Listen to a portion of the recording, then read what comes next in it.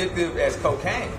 Yeah, that's what I saw. Yeah, I saw it. So cocaine, same equivalent, like that addiction, that urge, that.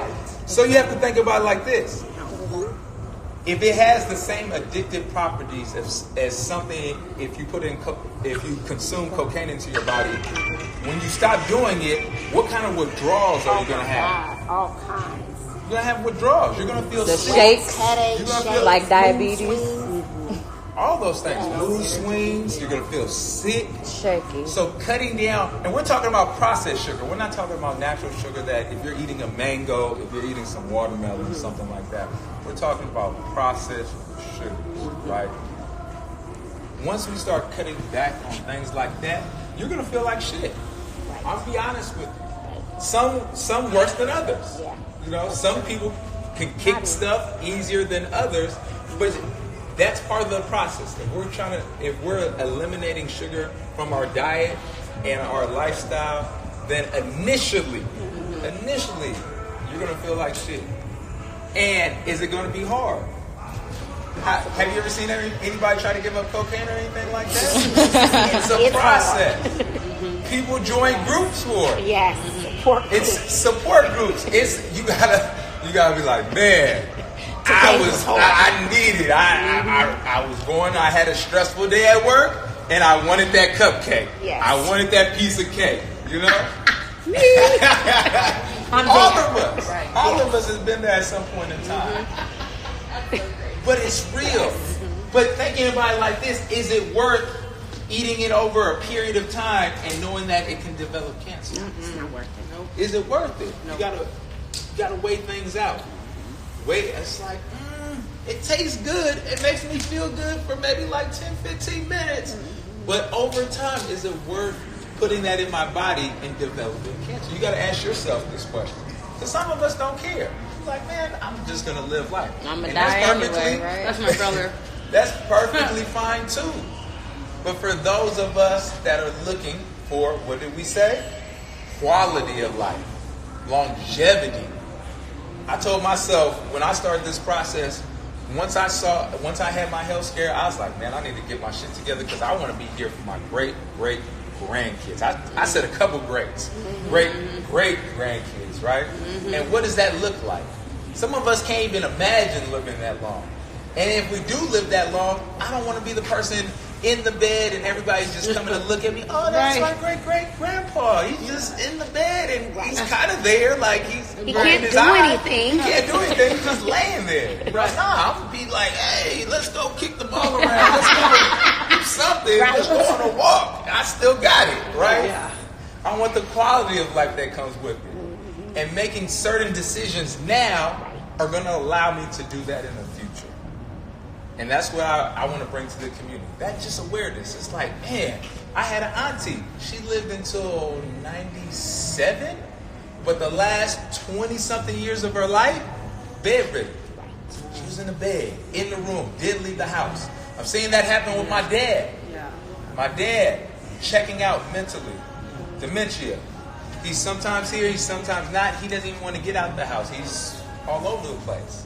And I'm seeing it. And this is somebody I admired growing up. You know, it's your dad, the strongest person you know in the world. Like, and now you have to see him go through this. It's heartbreaking. You know what I'm saying? And I don't want my kids to see me go through that. And I know if I put certain things in my body, just like my dad did, just like my grandmother did, because I saw my grandmother go through the exact same process, that it can develop within me. And it can develop within my kids. Right? So why not eliminate that? You know what I'm saying? Just a choice I'm willing to take. So, now we've talked about meat. We talked about the beef, the goat, all those kind of meats. Those are carcinogens that you can develop in your body. Processed meats, the hot dogs, the turkey, the ham, all that packaged meat when you go into the store and you're like, I'm going to make me a sandwich for the week or whatever the case may be. Those kind of meats, carcinogens. We talk about alcohol, right? Something that's readily available in our community. Every other corner, you're going to see a liquor. You're going going to see a liquor store, right? Conspiracy. Ready available in our community. We can find, if we can't find anything else, we can find some alcohol, right? Can't find a banana, can't find an apple, but we can find us. We can find us a fifth of gin. We can find us some Hennessy. A beer. You know what I'm saying? We can find us some 211. But we have to understand that these things, just the buildup of multitude of things that we're putting into our body. Now, we've gone to this party, right? We've had us a couple pieces of meat that's been on the grill. We talking, we shooting the shit, we playing dominoes, we playing spades, we having a couple drinks. Now, guess what? We might have a piece of cake or two. It's somebody's birthday. I'm celebrating my auntie's birthday right now. We having some cake. I just put 3 things that are known that are high in carcinogens into my body, right? And I'm doing this every weekend for 20-something years because I like to party. I like to hang out with family, friends, co-workers, whoever it may be. And now I'm 50-something. Now I have some kind of breast cancer. Now I have lung cancer. Now I have cancer in my gut somewhere. It's developed somewhere, right? And I'm like, but how? Why? Why me? Well, it's the things that I've chose to do over the last 20, 30 years of my life. And I'm only 50 now. Now I'm struggling with this. Now I'm putting that burden onto my family and others, the stress. You know what I'm saying? So this is just the awareness because I hear so much of it now. And I want us to understand it's not only the smoking and stuff like that, it's the foods that we're putting in our bodies. And until we understand that, we can't move forward, right? And like I said, some of us aren't there, not ready to give those things up, but at least have the knowledge to say that somebody told me. Right? If I choose to go forward and do it, cool, that's your choice.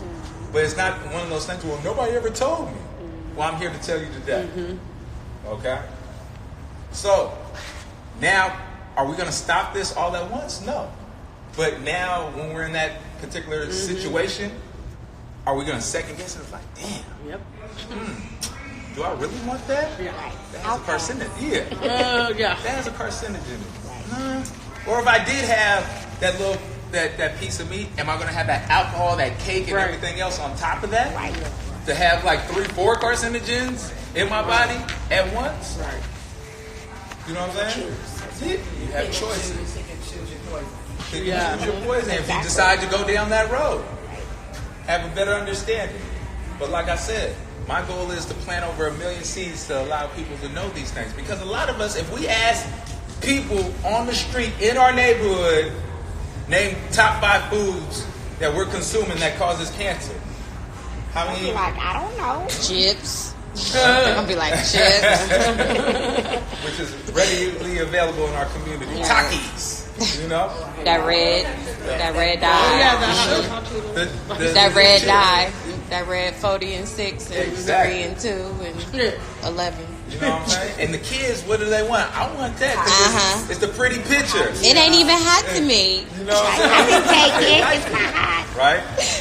So educating them, you know what I'm saying? Letting the little ones know because they looking at us. We're the experts in their eyes. Exactly. Right. I just found out that creamer, that Carnations that I like, the original Carnations powder, creamer, nothing but carcinogen. Yeah. See, and that my grandma loves that. I was like, I'm done. Yeah. I'll be drinking my coffee straight when I have coffee. You choose to have a glass of coffee. Yeah. But see, just that little bit of information. Now you was like, damn. Yes. I'm like, it don't have no sugar in it. I'm like, I'm doing good. Read the ingredients. Right. Yes. If you can't pronounce it, that's key. Say that one more time. if you can't pronounce it, If you can't pronounce it, if you look at on the back of the package and you don't know what half those words are, best believe it shouldn't be going into your body. Right. Just some words of wisdom. You can't pronounce it, can't read it, don't even know what it means. Set it back down. Right? Too much processed chemicals that are going into it. You know what I'm saying? And then from there you put in the chips and everything else at this party. Yeah. Right? We've had some chips, we had some of the alcohol, we had some cake, we had that hot dog and steak on the grill. Man, now I'm not only putting the carcinogens, now I'm putting things into my gut that's causing inflammation. Ooh, that's Because dangerous. how many people do we see now, like I have when I have my talks, that have the inflamed midsection, right? Yes, I suffer from It's inflammation bad. and it's putting Depending on what I processed eat. foods. Yeah. If it's 2019 right now, and I look on the package and it don't expire until 2022, what is keeping this alive or good for the next 3 years? Preservatives. You know what I'm saying? Now, how can my body process those preservatives? It don't. Right. It just sitting It there. sits in the gut.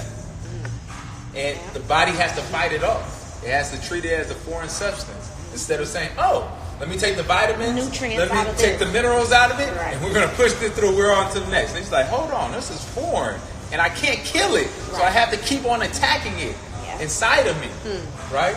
So your body's having this inner battle within itself, trying to get these things out because it doesn't know what it is. Which develops what? Cancer. Because it's fighting these foreign substances in it. I don't know what this is supposed to be, but I'm going to keep on attacking it because it's not dying. It's not going anywhere. It's just stuck right here, and it's scaring me, right? And that's what the body has to do with foreign substances. You know what I'm saying? It has to attack it. But to the point where we're overloading so much we put in. Everything that we put in our body has a little bit of something, right? So people ask me, why did I go plant-based or why did I go vegan, right? And it was more so understanding that it's not putting as much, more so plant-based, because vegan you still put processed foods into your body, right? But it's more so going plant-based, and that's the message that I'm explaining to you guys. The more vegetables, fruits, everything along those lines that you put into your body, the better off you're going to be in the long run, right? Less likely you get high blood pressure, less likely you get diabetes. You can actually reverse these things by going more so plant-based too, versus going keto and everything else. Now, people are asking about all these other diets. I said they're cool. Do they help you lose weight? Well, they're proven. Yes, they can help you lose weight, but do they help you reverse sickness? Do they keep you? Do these diets that you're on keep you away from these carcinogens that we're